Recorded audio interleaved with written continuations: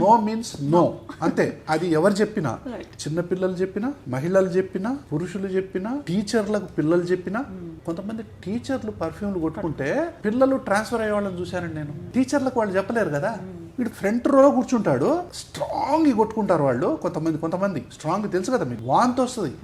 ఈ పిల్లవాడికి వాంతి వచ్చేది, స్కూల్లో కూర్చోలేకపోయాడు, వాడు బయటికి వెళ్ళిపోయేవాడు, వీడికి పాఠం మీద ఇంట్రెస్ట్ లేదు అని చెప్పి వాడిని ఒకటే దెబ్బలు కొట్టేవాడు. వాడి బాధలు ఎవరు అర్థం చేసుకోవాలి? ఇప్పుడు ఇంకోటి తెలుసా, ఏసీ స్కూల్స్ వచ్చాయి. ఏసీ స్కూల్స్లో ఏసీలు పడిన పిల్లలు ఎంతోమంది ఉన్నారు. స్కూల్ యాజమాన్యాలు ఈ విషయాన్ని గమనించాలి. సో మీరు ఏసీలలో ఇంకా ఎయిర్ ఫ్రెషనర్స్ అని చెప్పి వాసన లేటాలు, ఏసీలని 18కి పెట్టటాలు చేయకండి. కనీసం 24, 25 పెట్టండి. ఏసీని ఖచ్చితంగా క్లీన్ చేయాల్సిందే, మంచిగా చేయాల్సిందే. పిల్లలు కొంతమంది నాకు ఏసీ పడట్లేదు అంటే నాన్ ఏసీ క్లాస్ రూమ్స్ ఉండాల్సిందే కొంతమందికి. సో ఇట్లా పిల్లల యొక్క దాన్ని వినండి.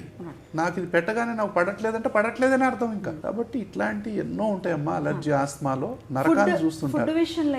అంతే కదా, ఫుడ్ కూడా కొన్ని పడవు. కొంతమందికి ఏంటంటే కొన్ని కూల్ డ్రింక్స్ పడవు, ఐస్ క్రీమ్స్ పడవు. కొంతమందికి ఏదో నాకు వంకాయ పడలేదంటారు, కొంతమంది టమాటా పడలేదంటారు. అంటే నేనేమంటానంటే ఫుడ్ వల్ల ఎలర్జీ రావడానికి కొంతమంది వాదిస్తారు. అది తిన్నవాడిని కదా అడగాలి మనం.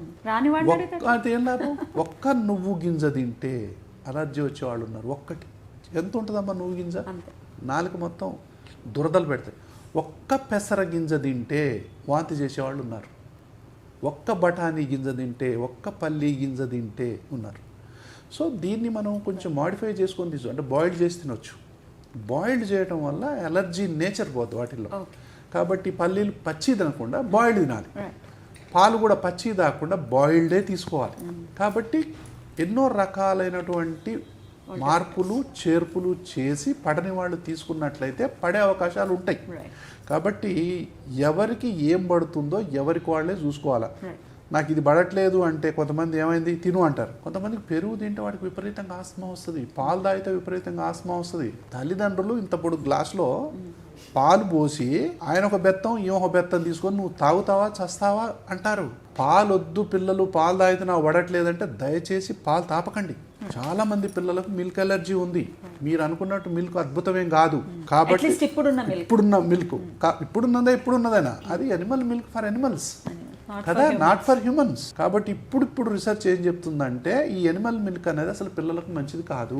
కాబట్టి ఎవరికైతే ముఖ్యంగా పడట్లేదో వాళ్ళని మాత్రం బలవంతం చేయకండి. మిల్క్ ప్లస్ లో సబ్స్టిట్యూట్ ఏంటి డాక్టర్ ఫర్ కాల్షియం? ఇది కాల్షియం అంటే న్యాచురల్ గా మనకు వస్తూనే ఉంటుంది కదమ్మా. ఫుడ్లు అన్నిట్లో వస్తుంటాయి, రకరకాలైనటువంటి మనకు డ్రై ఫ్రూట్స్ ఉంటాయి. అంటే ఇదొకటి బాగా పాలల్లోనే కాల్షియం ఉందనేది బాగా ఇది అయిపోయింది. ఓకే, పెరుగు తీసుకోవచ్చు, మజ్జిగ తీసుకోవచ్చు. కొంతమందికి ఎవరికైతే పడదో వాళ్ళకు చెప్తున్నాను, పడని వాళ్ళని మీరు బలవంతం చేయకండి. వాళ్ళకు తెలుపు కనిపిస్తే వాంతి చేసే వాళ్ళు ఉన్నారు తెలుసా. తెలుపు కలర్ అంటే పెరుగు తెల్లగా ఉంటుంది, పాలు తెల్లగా ఉంటాయిగా, మజ్జిగ తెల్లగా ఉంటుంది, తెలుపు కనపడితే వాంతి చేస్తారు. అంత సెన్సిటివ్ పేషెంట్లను చూసాను నేను.